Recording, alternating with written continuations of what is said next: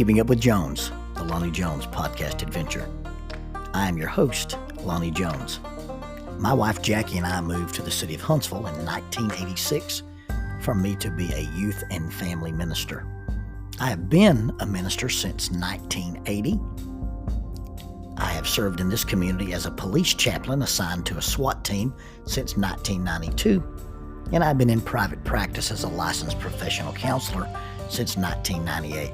I'm also an adventure educator and an avid outdoorsman. I dabble in rock climbing and I goof around with Brazilian Jiu-Jitsu.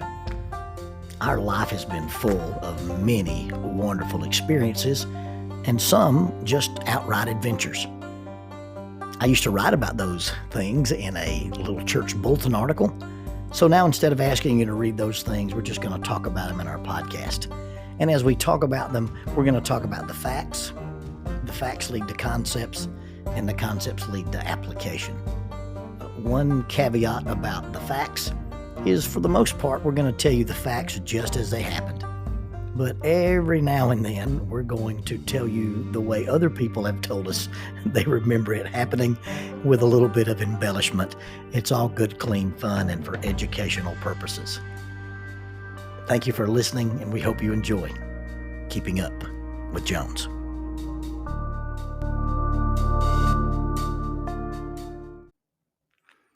When I was a little boy, I attended the Faulkner University lectureships.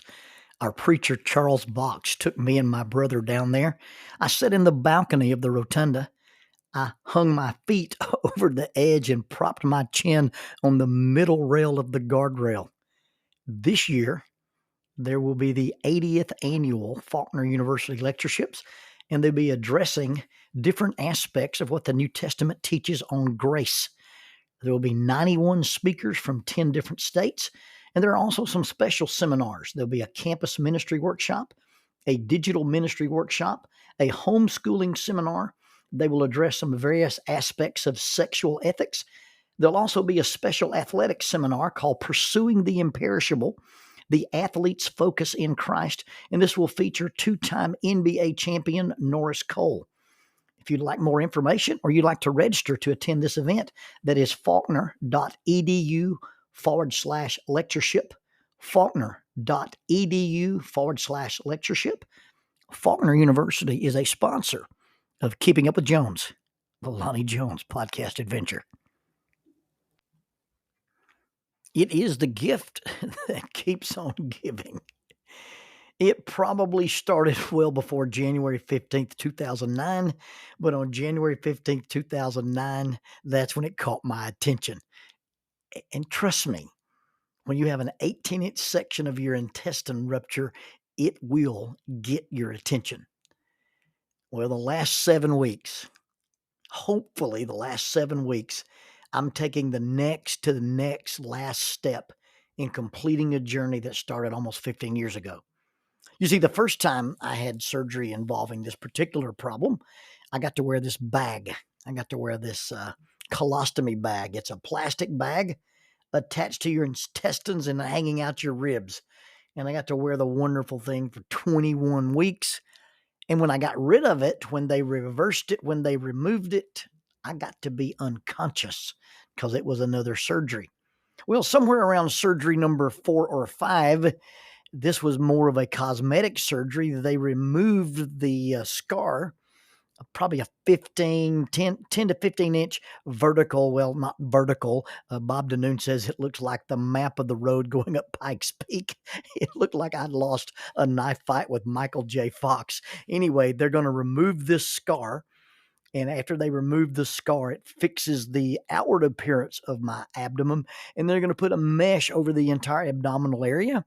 And this mesh was designed to cover a multiple number of hernias that made my belly look like Swiss cheese beneath the surface. And of course, one never just has surgery.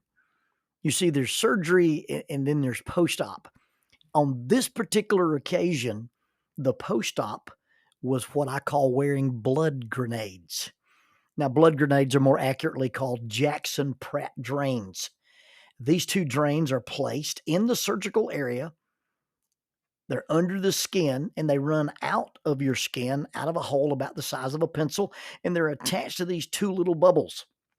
Two little plastic bubbles, and at the end of that bubble looks like a bulb, and it looks like an old style toy version of a World War II fragmentation grenade. They're not green plastic, but they're clear plastic. You open a little valve, you squeeze them shut, you close the little valve, and then it begins to swell. And as it swells, it basically has this back pressure that is a suction and drains out excess fluid out of the surgery area, and that fluid collects in the blood grenade, and you have to take it out every day and empty it. It reduces swelling, it reduces infection, and theoretically, it reduces your recovery time. And so, hats off to Misters Jackson and Pratt on the invention of their device. However, somebody should have given a little thought to how these things are going to be removed prior to running off to the patent office and having them installed helter skelter all over the world. I'm not a medical genius, but I've been around the block a couple of times. And when they sent me home wearing these little things, I realized, hey, you know what? They poked a hole in you and poked those things in there. They're going to pull those things out the old fashioned way. You're not going to be unconscious and you're not going to have surgery. They're just going to pull them out. Little did I know that the technique for pulling them out was similar to starting a Briggs & Stratton pull cord engine.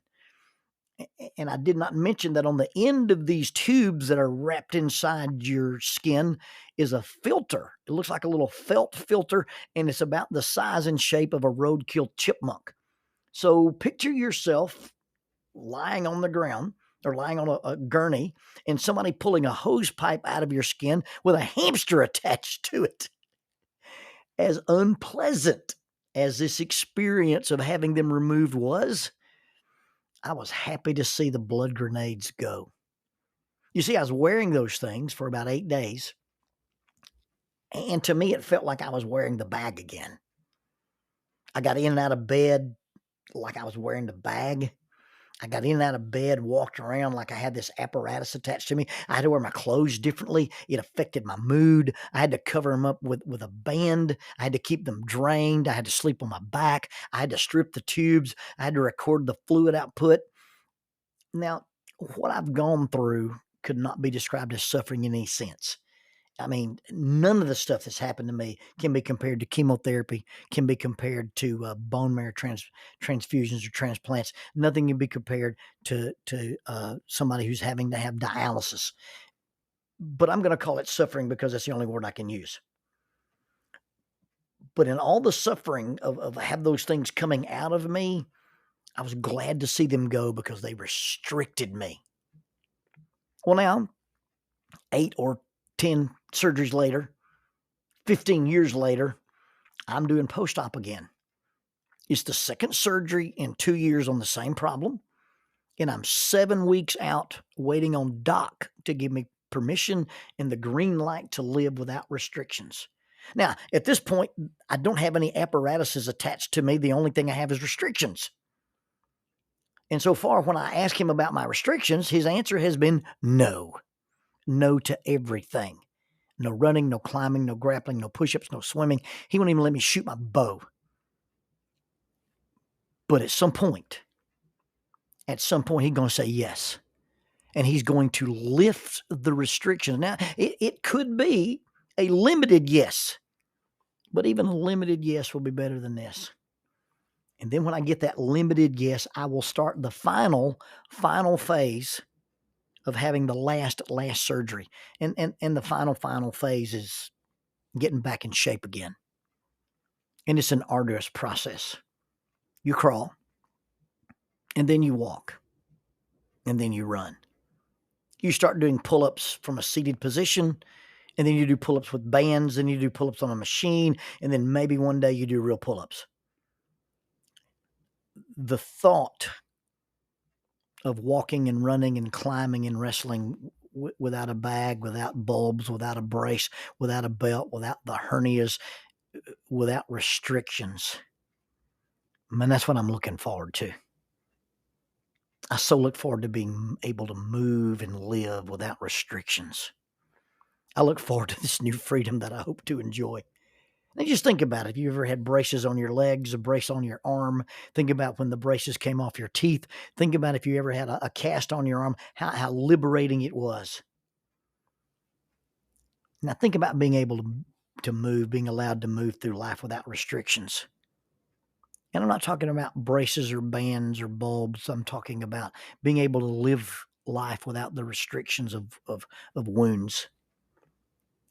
And not that you don't have wounds, but the wounds have been healed. And no fears and no guilt and no insecurities. Having mended your regrettable things that you've done or having overcome the regrettable things that you've endured. The thought of living without restrictions. Living without restrictions basically means becoming comfortable with yourself. Becoming comfortable with yourself that you can move without the restrictions, without the thought of, am I tall enough, fast enough, thin enough, smart enough, pretty enough, spiritual enough, successful enough, wealthy enough, good enough? The fear of, am I enough? Well, just take those off. Take them off, throw them away.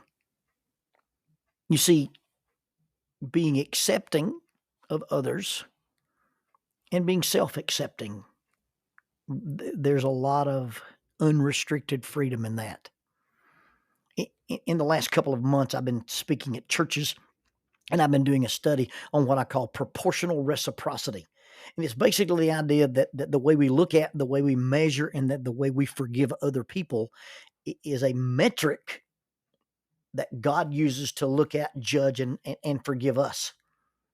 But in addition to the idea of the proportional reciprocity, that how I treat you, how I forgive you, how I judge you is the measure that God uses to treat, forgive, and judge me, I've discovered that really very often the way we see ourselves can affect the way we see others.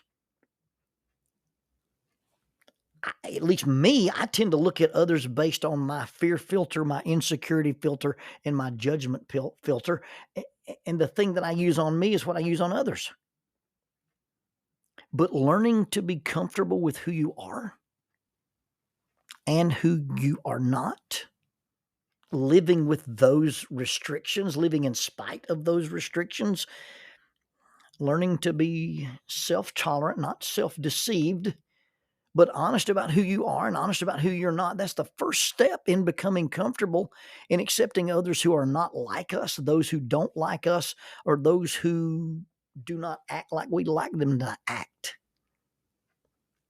You see, that's living without restrictions in a way that says I'm in control of not how people respond to me, but how I respond to their responses. If I accept myself, and then I'm more likely to be accepting of others. People who are so uncomfortable with other people are ultimately insecure, fearful, or rejecting of something about themselves. And you see, being comfortable with others, getting rid of those restrictions, really starts with being comfortable with me. You are not like me. You may not like me. But if I can become okay with me, then your reaction to me is ultimately okay. You see, I had these restrictions after my surgeries, and I had to have somebody, I had to wait for a surgeon to reverse the bag. I had to sit there and wait for them to pull the staples out or pull the blood grenades out. On other occasions, I was given permission.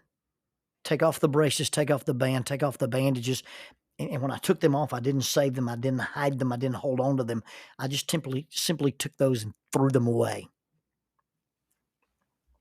I'm waiting on my surgeon. I'm waiting on Doc to lift the restrictions. Now, the reason I'm waiting on him in a medical sense is I respect his expertise and his medical opinion, and he's the guy that I asked to fix this problem.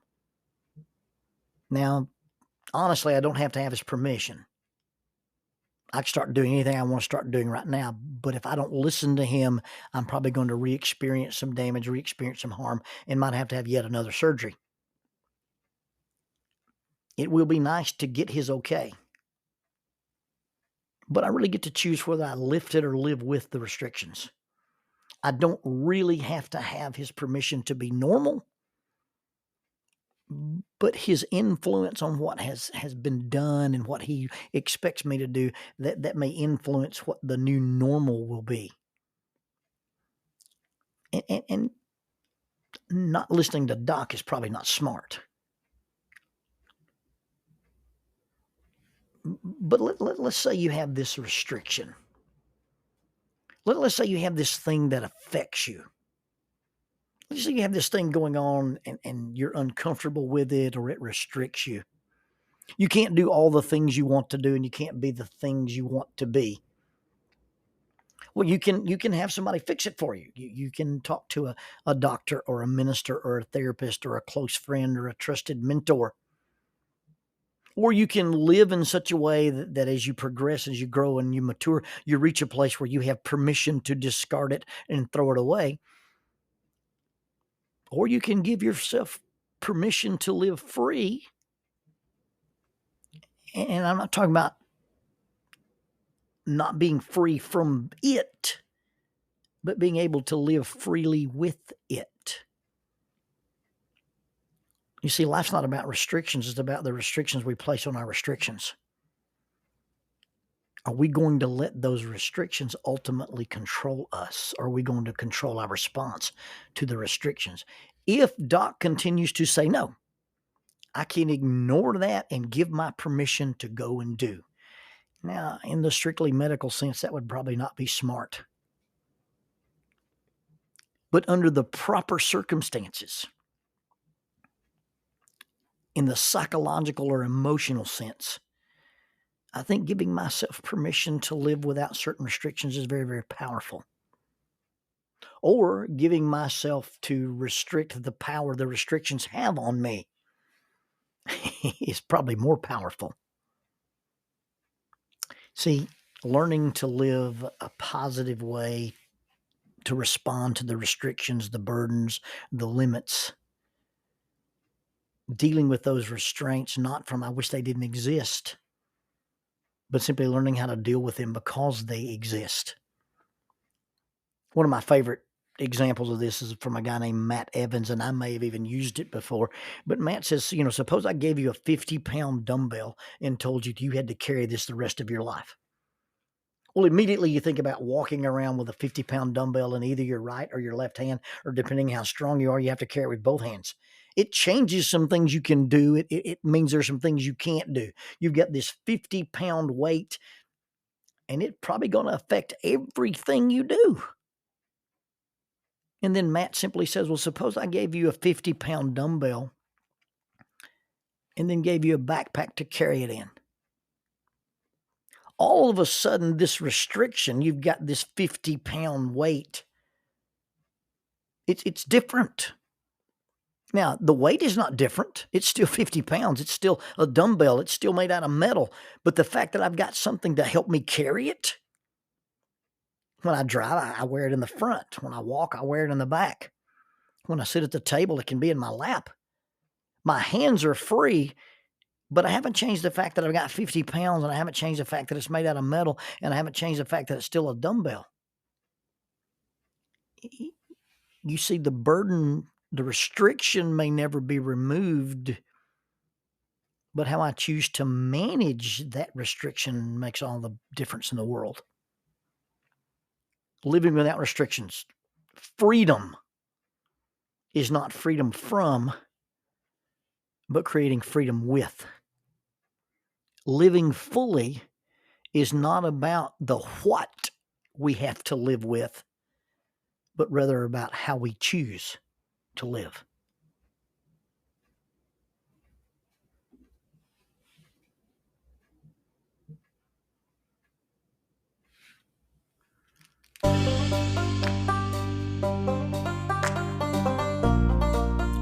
Using the tool of shortwave radio, World Christian Broadcasting literally covers the world every day with the gospel. They use 2 large curtain antennas. One is located in Anchor Point, Alaska, and the other in Madagascar. They send out messages that are recorded at their international home in Franklin, Tennessee. They make available 40 hours of broadcast every day. The broadcasts are made in English, Chinese, Russian, Spanish, Portuguese, Korean, English for Africa, and Arabic. They would love for your group to visit them. You can bring your ladies group, your youth group, or your men's group. Just give them a call at 615-371-8707, 615-371-8707, or you can go to 3Ws and a dot, worldchristian.org, find the Donate Here button, and make a financial contribution to support this work that literally covers the world every day with the gospel. World Christian Broadcasting, in cooperation with Keeping Up with Jones, the Lonnie Jones podcast adventure.